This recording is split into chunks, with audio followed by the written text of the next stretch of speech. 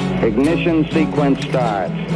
6, 5, 4, 3, 2, 1, 0. Liftoff. We have a liftoff.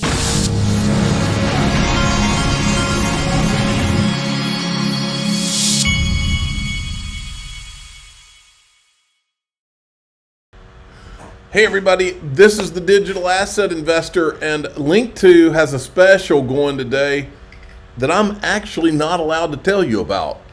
All I can tell you is that they've got a special today. So if you want to go see what it is, and I think you would be interested in it, there's no question you would be, you need to go check it out. linqto.com. Link2 is my sponsor. Go check it out. Dark Defender, hi all. This is a quick update on XRP in the daily time frame. As we discussed, had a break in the weekly time frame. I set smaller 5-wave structure. Here's the interesting part. He says XRP will test 58 cents in a couple of days. Right now we are at, let me look here. Right now, XRP is around 53 cents. Says we're going to test 58, and then the resistances from there will be 68 cents, 90 cents, $1.20. I wish it was 1,211, but no. Okay, lot going on, folks. I gotta tell you, the freaking delusion with some of these guys that are, for me, I'm kind of like Ron Selkis on this thing. I'm voting on who's pro-crypto and who's not, and it's pretty clear who's pro-crypto and who's not. But to watch Anthony Scaramucci and Mike Novogratz try to, because they hate Trump so much. Well, guess what, folks? Time to wake up. There's one person, there's one side that's pro-crypto as far as I can tell. They've spent how many years now with Gary Gensler, Senator Warren, Operation Chokepoint 2.0? For these people like Anthony Scaramucci and Mike Novogratz to be trying to rationalize some as if they're all, Biden and them are somehow also going to be pro-crypto. Bullshit, folks. There's only one word for it, and that's bullshit. And we don't even cuss much on this channel. It's total bullshit. They've been anti-crypto. All they want is a CBDC to control you. That's all they've ever wanted. And anybody saying anything different is full of crap. And I believe Scaramucci and Novo, I know Scaramucci and Novo are full of crap on that issue. Because I was reading. You can't say, it makes no sense. You can't say I'm pro-crypto, but I'm for Biden and Warren and Gensler, because that's what you'd be saying. Odd to me that we're in a state of politicization of our regulatory system. Years ago it was what is right or wrong for the country?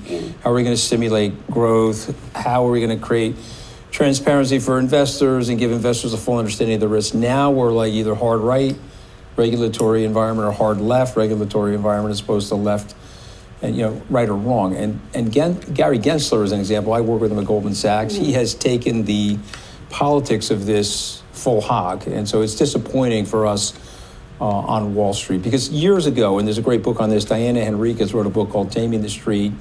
Years ago when they created the SEC, they went to the industry. I don't trust these guys. This guy's ex-Goldman Sachs. He worked with Gary Gensler. Mike Novogratz, ex-Goldman Sachs. He worked with Gary Gensler.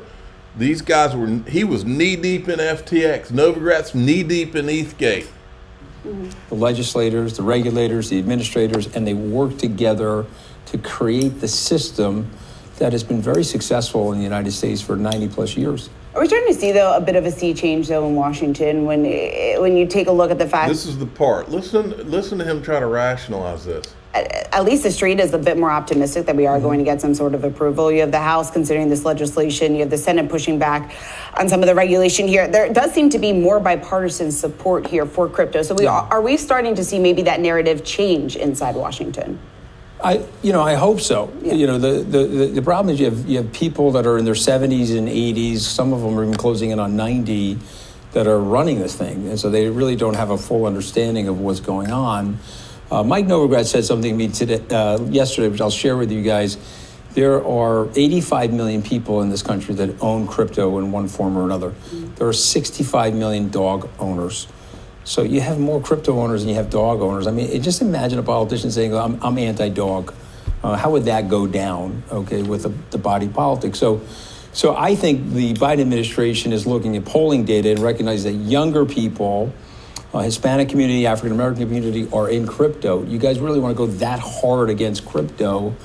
I don't think it makes sense from a electoral perspective. If that was the case, you wouldn't have Gary Gensler writing a letter against FIT 21. Gary Gensler is a political animal. Gary Gensler does what he's told. And this morning, he wrote a letter to Congress basically saying he's against the FIT 21, and the White House did too. We'll show you both. And I would have predicted, and of course I get so many things wrong, and I write about how many things I've gotten wrong in my life in that book, but if you had said to me in 2023, what's going to happen presidential-wise in 2024, I would have said both candidates will be pro-crypto. Because they're not going to lose any votes being pro-crypto, but they might lose some votes, particularly from younger people being anti-crypto. But we are seeing that both of them are pro-crypto, just to jump in here. And the Biden administration is pro-crypto? Well, you came on our show and said that he was previously. Do you not think that anymore? The Biden administration? Right. No, I think that what I said, I hope I said it correctly. If I didn't, I got to correct myself. I said the president himself is agnostic to positive on crypto. When we talk and sit down with the members of us in the crypto community, Gary Gensler and Elizabeth Warren are decidedly anti-crypto, and he's allowed them to control the regulatory reins. Well, then he's anti too. If he's allowed them, then he's anti too. And anything else doesn't make any sense. But we know who's very pro-crypto. That's Donald Trump now. And that's the fact, Jack. Some may find that uncomfortable, but it's the way it is. Now, and then this is the vote that's set for today. The crypto world hopeful for some gains this week in Washington as it pushes for a new regulatory framework and approval for an Ether ETF. Today, the House set to vote for the very first time on comprehensive crypto legislation called the Financial Innovation and Technology for the 21st Century Act, or as it's known for short, FIT 21. This legislation, which House Financial Services Chair Patrick McHenry has been pushing for the better part of a year, would establish the Commodities Future and Trading Commission as the leading regulator of digital assets. There would be clear divisions for what the CFTC will regulate and what would fall under the purview of the Securities and Exchange Commission, which has vehemently cracked down on the crypto industry with a litany of enforcement actions. This legislation would also establish consumer protections and bar the sort of commingling of customer funds that played a role in the undoing of the crypto exchange FTX back in 2022. Now, Republican lawmakers say this legislation will bring clarity for the crypto industry, but most Democrats, led by House Financial Services Committee ranking member Maxine Waters, oppose the bill. You know, Maxine Waters, who blew Sam Bankman-Fried a kiss. Maxine Waters, who couldn't balance my checkbook. Waters warns the bill would effectively deregulate most crypto by removing them from the purview of the SEC. In a rare rebuke, SEC Chair Gary Gensler put out a lengthy statement this morning on the legislation saying, quote, it would create new regulatory gaps and undermine decades of precedent regarding the oversight of investment contracts, putting investors and capital markets at immeasurable risk. The House expected to vote on this legislation around 5 p.m. this afternoon, where it is expected to pass the chamber, largely thanks to support from Republicans and a handful of Democrats. But prospects in the Senate remain dimmer. McHenry told reporters late yesterday afternoon that he's hopeful that a strong vote tally will galvanize the Senate to take a fresh look at this legislation. Meanwhile, elsewhere here in Washington, the SEC reportedly facing a deadline of May 23rd, that's tomorrow, for approval or denial of an Ether ETF. When I asked the SEC for comment, they said, we do not comment on. Okay, and then you got this. White House will not issue a veto threat against the FIT 21. And then Eleanor Terrett put this out. New, the White House says it opposes passage of FIT 21 in its current form, but also says it's eager to work with Congress to ensure a comprehensive and balanced regulatory framework for digital assets. Now, everybody's all excited, but this thing will probably pass the House, but that doesn't mean that this is going to get through the Senate or get signed by the president, but it still will send a message. And then this is Caitlin Long, the same White House that orchestrated the hit on the crypto industry, specifically including the Fed's denial of Custodia Bank. Watch my testimony. Don't trust them. What they're really after is a CBDC. In other words, don't trust these guys. The White House, that's why I brought up Scaramucci. The White House, Warren, Gensler, they're all anti-crypto. They want a CBDC that they control. They don't want crypto for you and me. Certainly not private crypto. Then we've got this. BlackRock is in. They have listed or they filed their amendment for their spot Bitcoin ETF. I'm going to skip that part because it's kind of boring. And then it says Trump campaign vows to build a crypto army, a pro-crypto army. And then Digital Chamber of Commerce, today they sent a letter to the leading Democratic caucus urging them to support FIT 21. Bill will establish comprehensive reg framework for digital assets, ensuring U.S. leadership and consumer protection. It's not about crypto sentiment, but the vote for the future. Then today, Uniswap, they in responding to the SEC Wells notice that they got, they have used the Ripple versus SEC case in their response in multiple sections. XRP community literally ruined it all for the SEC. In your face, Gary. And then this is, they said, the last dam to be broken. So number one, no one expected this. I mean, pretty much everyone had written off the potential for an ETF for Ethereum to be approved this year.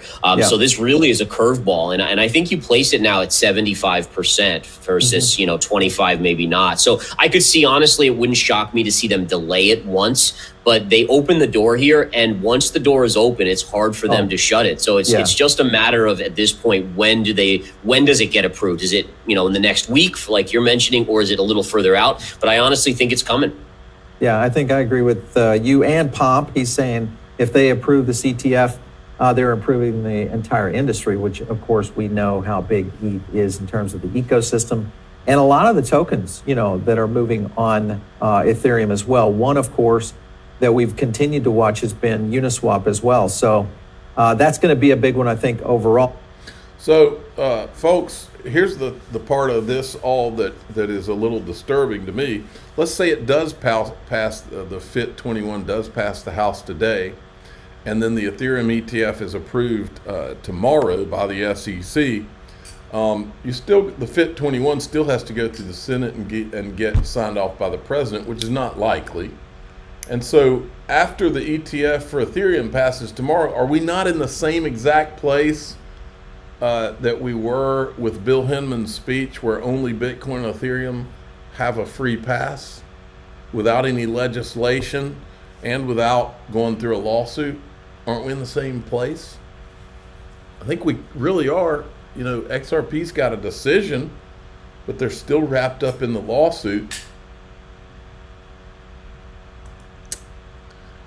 Charles Gasparino says, breaking, if the SEC does approve the ETH ETF, it will be the biggest regulatory 180s in recent SEC history and proof that the crypto crowd is a legitimate voting bloc. Securities lawyers tell me all guidance coming from Gary Gensler was that he was even going to declare ETH a security, which would have made it a complete no-go, but that's not what we're hearing now after people like John Deaton made their voices heard and dim lawyers heard them and got glittery about losing the Senate. Again, don't believe anything until you see the press release, but if this is approved, it's a big effing deal. Senator Loomis, this is a bipartisan majority in both chambers, Congress, in favor of crypto. The future is very bright. And then we've got, I'm not going to play that, but here's what we are going to do. You know, Linda P. Jones retweeted the RLUSD, which is the Ripple stablecoin. Now I understand why Ripple has been advertising to the public. Ripple is about to become a household name. Now, my question, in fact, I brought it up to Greg Kidd when I saw him at XRP Las Vegas.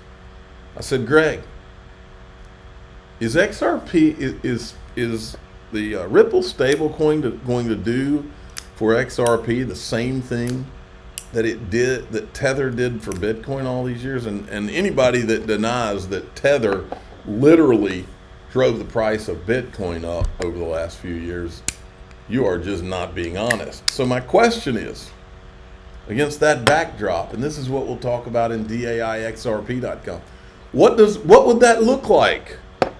How would the XRP price be affected if the amount of liquidity that poured into Bitcoin because of Tether money printing out of nowhere, what would the same effect do to the price of XRP?